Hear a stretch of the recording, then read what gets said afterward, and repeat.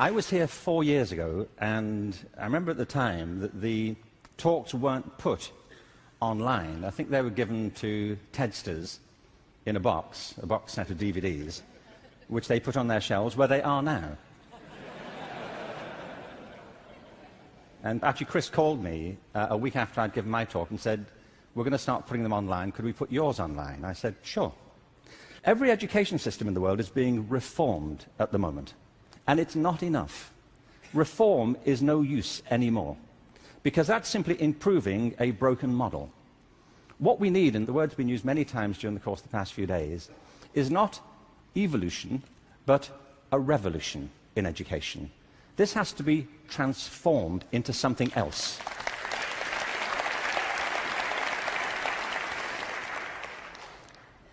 One of the real challenges is to innovate fundamentally in education. Innovation is hard because it means doing something that people don't find very easy for the most part. It means challenging what we take for granted, things that we think are obvious. The great problem for reform or transformation is the tyranny of common sense. Things that people think, well, they can't be done any other way because that's the way it's done. I came across a great quote recently from Abraham Lincoln. "The dogmas of the quiet past are inadequate to the stormy present.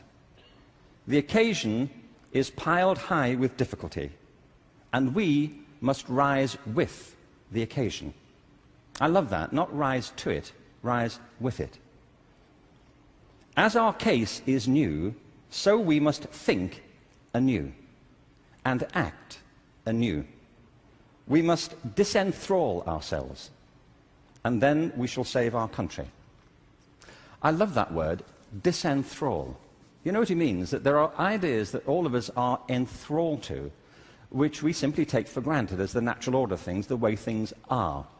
And many of our ideas have been formed not to meet the circumstances of this century, but to cope with the circumstances of previous centuries. But our minds are still hypnotized by them. And we have to disenthrall ourselves of some of them. Now, doing this is easier said than done. It's very hard to know, by the way, what it is you take for granted. And the reason is that you take it for granted. So let me ask you something you may take for granted. How many of you here are over the age of 25? That's not what I think you take for granted. I'm sure you're familiar with that already. But are there any people here under the age of 25? Great. Now, those over 25, could you put your hands up if you're wearing a wristwatch? Now, that's a great deal of us, isn't it? Ask a room full of teenagers the same thing. Teenagers do not wear wristwatches. I don't mean they can't or they're not allowed to. They just often choose not to. And the reason is, you see, that we were brought up in a pre-digital culture, those of us over 25, and so for us, if you want to know the time, you had to wear something to tell it. Kids now live in a world which is digitized, and the time for them is everywhere. They see no reason to do this. And by the way, you don't need to do it either. It's just that you've always done it, and you carry on doing it. My daughter never wears a watch. My daughter Kate, who's 20, she doesn't see the point.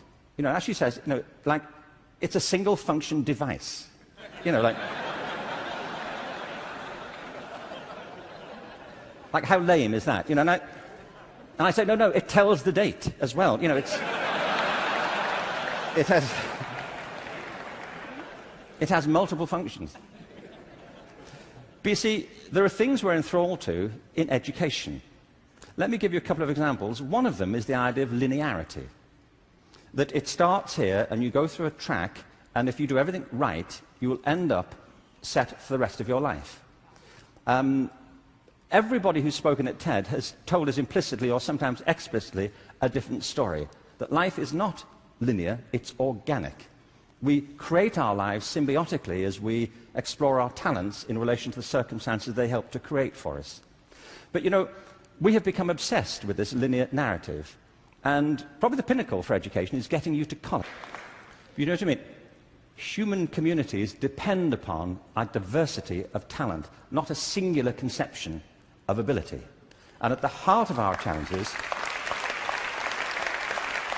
at the heart of the challenge is to reconstitute our sense of ability and of intelligence. This linearity thing is a problem. The other big issue is conformity. We have built our education systems on the model of fast food. This is something Jamie Oliver talked about the other day. You know, there are two models of quality assurance in catering. One is fast food, where everything is standardized. The other are things like Zagat and Michelin restaurants, where everything is not standardized. They're customized to local circumstances. And we have sold ourselves into a fast food model of education.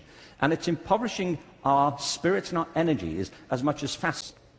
We have to go from what is essentially an industrial model of education, a manufacturing model, which is based on linearity and conformity and batching people.